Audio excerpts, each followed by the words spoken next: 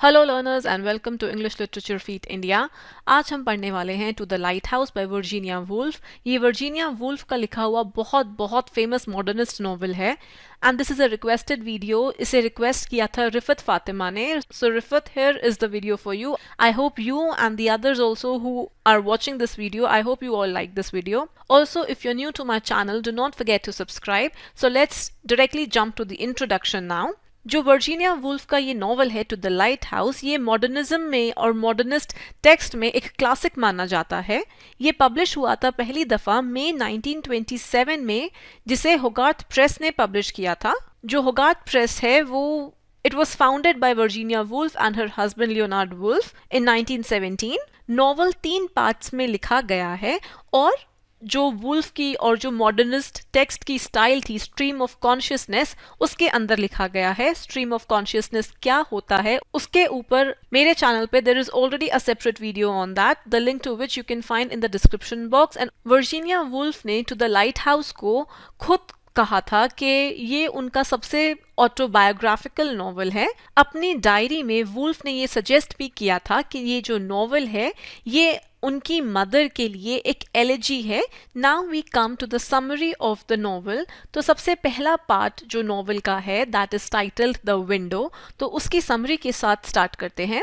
तो जो first part है द विंडो, वो शुरू होता है जस्ट बिफोर वर्ल्ड वॉर 1 के स्टार्ट होने से पहले। मिस्टर एंड मिसेस रामसे जो हैं वो अपने 8 बच्चों को उनका जो समर होम होता है हेब्रिडीज में, वहां पर लेकर आते हैं। हेब्रिडीज एक आइलैंड्स का ग्रुप है जो कि स्कॉटलैंड के वेस्ट में पड़ता है। तो जो उनका घर होता है उसके अक्रॉस एक बे के वहां पर एक बहुत बड़ा सा लाइट हाउस होता है। जेम्स रामसे जो कि 6 साल का है वो उस लाइट हाउस पर जाना चाहता है और जो मिसेस रामसे हैं वो बोलती हैं जेम्स को कि वो अगले दिन जाएंगे अगर मौसम ठीक हुआ तो ये सुनकर जेम्स बहुत खुश होता है, लेकिन जो मिस्टर रामसे होते हैं वो उसको बहुत कोल्डली कहते हैं कि जो वेदर है वो बहुत अच्छा नहीं लग रहा। सो जो जेम्स है वो अपने फादर को रिजेंट करता है और ये मानता है कि जो उसके फादर हैं मिस्टर रामसे, उनको अच्छा लगता है, उनको मजा आता है जब वो जेम्स और उसके सिबलिंग्स जो उसके बाकी भाई बहन हैं उनके साथ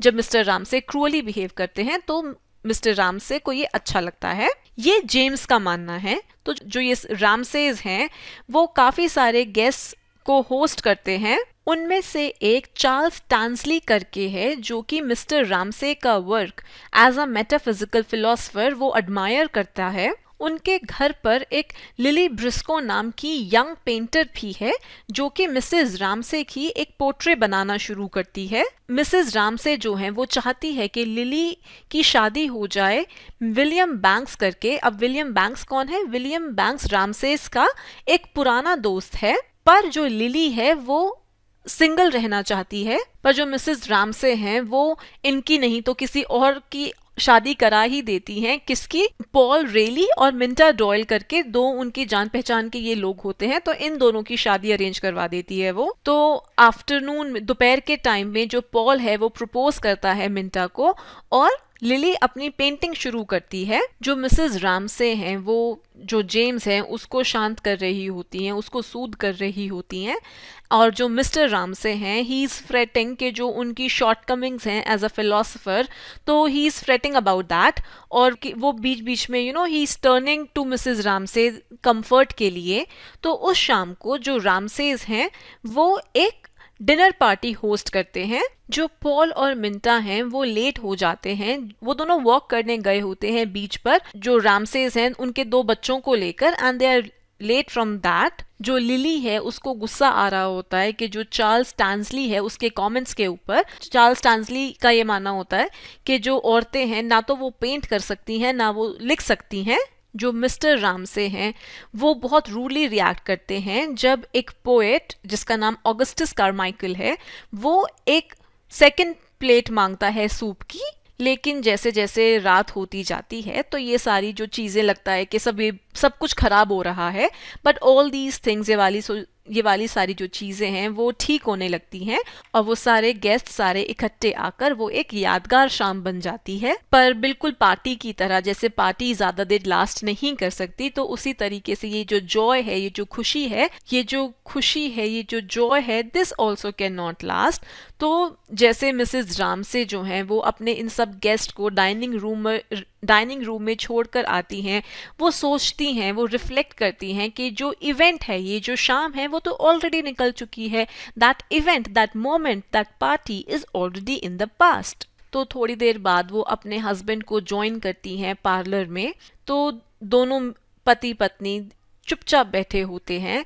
फिर मिस्टर रामसे जो हैं, जो उनकी इनसिक्योरिटीज हैं, they again come up and वो उनका जो ये चुपचाप बैठे होते हैं, जो ये शांति से बैठे होते हैं, there his insecurities interrupt that peace. वो चाहता है कि जो उसकी वाइफ है यानी कि मिसेस रामसे, वो उसको बताए कि वो उससे प्यार करती है। अब मिसेस रामसे ऐसी नहीं है कि जो ऐसी चीजें बोले, पर जो मिसेस रामसे हैं, she concedes to his point, जो मिस्टर रामसे ने पहले बोला था ना, यू रिमेम्बर, जेम्स को उसने कहा था कि जो कल की ट्रिप जेम्स लेने की बोल रहा था लाइट हाउस के लिए, वो नहीं हो सकेगी बिकॉज जो वेदर है वो अच्छा नहीं होगा ट्रिप के लिए। तो ये वाली बात से मिसेस रामसे ऑल्सो अग्रीज। तो जो मिस्टर रामसे हैं, ही नोस कि जो मिसेस रामसे हैं वो उससे प्यार करती हैं। सो रात होती है एंड जैसे कि वो पार्टी थी, कि वो पार्टी तो पास्ट में चली गई, जो इवेंट था वो पास्ट में चला गया। So same is happening here also कि रात होती है और वो जो एक रात है वो एक और रात हो जाती है। कहने का मतलब that time is passing. Now we come to the second part of the novel which is called Time Passes. तो इस वाले सेगमेंट के अंदर टाइम ज्यादा जल्दी निकलता है, ज्यादा जल्दी बीतता है इस वाले सेगमेंट के अंदर। नाउ इन दिस सेगमेंट पूरे यूरोप के अंदर वॉर छिड़ जाती है, वर्ल्ड वॉर। जो मिसेस रामसे हैं, सडनली वो एक रात को शी डाइज। जो उनका सबसे बड़ा बेटा होता है एंड्रयू रामसे, वो बैटल के अंदर मारा जाता है और जो उसकी बहन है प्रू, वो भी मर जाती है एक इलनेस से। कैसी इलनेस? के जो चाइल्ड बर्थ के टाइम से रिलेटेड कोई इलनेस होती है उससे। अब जो फैमिली है वो अपने इस समर हाउस में छुट्टियां मनाने नहीं जाती। गार्डन के अंदर जो वीड्स हैं वो उगने लगती हैं, घर के अंदर मकड़ी के जो जाले होते हैं वो बनने लगते हैं। तो लाइक दिस 10 साल निकल जाते हैं जब वो फैमिली दोबारा आती है। जो हाउसकीपर है मिसेस मैकनाब करके, वो कुछ और औरतों को एम्प्लॉय करती है ताकि ये जो घर है उसको दोबारा से ठीक किया जा सके, बिकॉज 10 साल बीत चुके हैं ना। तो जो घर है that is not in order. तो इसके लिए जो हाउसकीपर है वो कुछ और औरतों को हेल्प के लिए एम्प्लॉय करती हैं घर में। और जब लिली ब्रिस्को वापस आती है तो जो सारा घर है, जो सारी चीजें हैं, that is in order. Now we come to the last section of the novel title the lighthouse. तो इस सेक्शन के अंदर जो टाइम है वो दोबारा से it returns to the slow detail. जैसे फर्स्ट पार्ट में था ना कि वो जो पॉइंट्स ऑफ व्यू थे वो वहां पर शिफ्ट होते रहते थे, तो सेम इस सेक्शन में भी होता है। मिस्टर रामसे डिक्लेयर करते हैं कि वो जेम्स और कैम, उनकी एक बेटी होती है कैम, कि वो तीनों जने लाइट हाउस पर जाएंगे। अब जिस सुबह उनको ये वॉयज करनी होती है तो डिलेज होते हैं और उन डिलेज की वजह से उसको बहुत गुस्सा आता है। अब जैसे वो मिसेस रामसे की तरफ जाता होता था, remember, because he had all these insecurities. तो वही सेम चीज के लिए, सिंपैथी के लिए वो लिली के पास जाता है, अपील करता है, लेकिन लिली नहीं कर पाती वो चीज जैसे मिसेस रामसे होती थी। तो अगर मिसेस रामसे यहाँ पर होती तो वो उसको वहां पर कंफर्ट प्रोवाइड कर देती, but Lily is unable to provide him with that. वो नहीं दे पाती उसको जो कि वो चाहता है।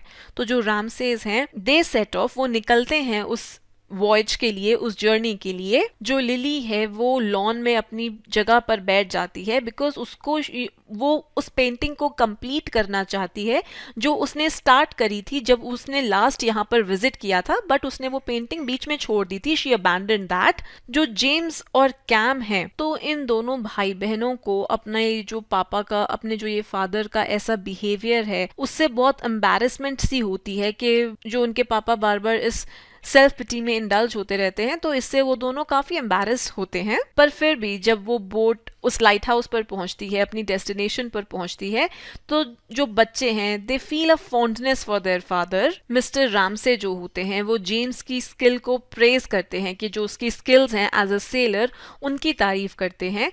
और जेम्स वो भी एक कनेक्शन वाला मोमेंट एक्सपीरियंस करता है अपने फादर के साथ। अक्रॉस द बे जो लिली है वो अपनी पेंटिंग को फिनिशिंग टचेस देती है। जो लिली है वो फाइनल लाइन ड्रॉ करती है अपनी पेंटिंग के ऊपर एंड रियलाइज करती है कि जो पेंटिंग है वो ट्रूली फिनिश हो चुकी है, और वो बहुत रिलीव्ड फील करती है।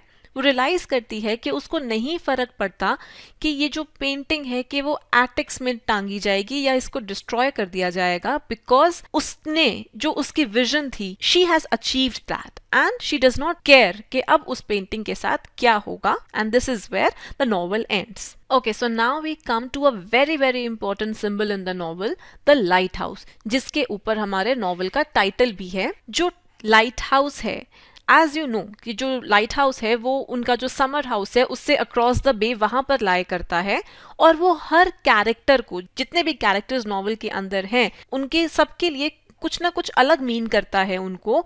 It's personal to each character. जो लाइट हाउस है इट इज इनएक्सेसिबल, और उसको आप इनफाइनाइट तरीकों से इंटरप्रेट कर सकते हो। तो उनमें से जैसे एक हो गया कि जो लाइट हाउस है वो सजेस्ट करता है उन डेस्टिनेशंस को जो कि लगता है बिल्कुल श्योर है उनको अचीव करना, लेकिन they are most unobtainable. For example जैसे कि जो मिस्टर रामसे हैं वो श्योर हैं कि जो उनकी जो वाइफ है मिसेस रामसे वो उससे प्यार करती है, और वो चाहते हैं कि वो उस चीज को बोले, वो चीज सुनना चाहते हैं in remember in that first part the window. लेकिन जो मिसेस राम से हैं ऑन द अदर हैंड वो इन वर्ड्स को नहीं बोल पाती, she finds that impossible to say. तो ये जो लाइट हाउस है वो एज अ सिंबल एक्ट करता है ऑफ दिस लैक ऑफ अटेनेबिलिटी। तो जब जेम्स वहां पर आता है वो रियलाइज करता है कि जो उसने बचपन में सोचा था कि वो जो मिस्ट से श्राउड की हुई ये जो डेस्टिनेशन है ये उसकी तरह बिल्कुल नहीं है। इंस्टेड जो उसके दिमाग में दो इमेजेस हैं, के दो कॉम्पिटिंग और कॉन्ट्रोडिक्टरी इमेजेस हैं उस टावर की, he is made to reconcile them, कि कैसे वो उसको बचपन में दिखता था जब वो छोटा था, एंड वो उसको अब कैसा दिखता है जब वो बड़ा हो गया है, now that he is a man. वो डिसाइड करता है कि ये जो दोनों इमेजेस हैं ये दोनों इमेजेस कंट्रीब्यूट करती हैं लाइट हाउस के एसेंस को, कि कोई भी चीज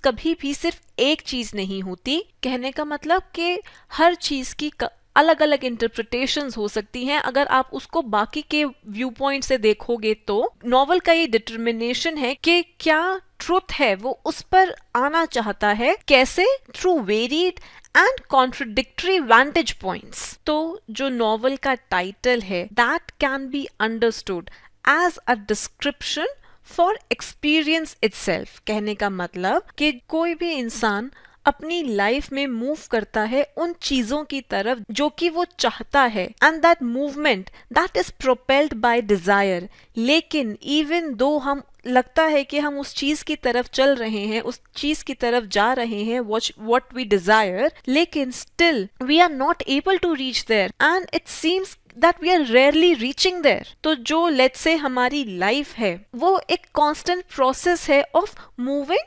towards that thing, towards our desire of what we want, of reaching, of desiring। तो जो नॉवल है preposition पे ध्यान दे वहां पर, it's to, to, to the lighthouse, not at the lighthouse। Again to का मतलब कि वो कांस्टेंट जर्नी है उस लाइट हाउस की तरफ, उस लाइट हाउस पर पहुंचे नहीं है, it's a journey towards that. So I hope the novel was clear to you. अगर आपको वीडियो समझ में आया हो, अच्छा लगा हो, तो प्लीज लाइक एंड कॉमेंट जरूर करें। If you are new to my channel do not forget to subscribe. You can also follow me on my social media. Thank you so much.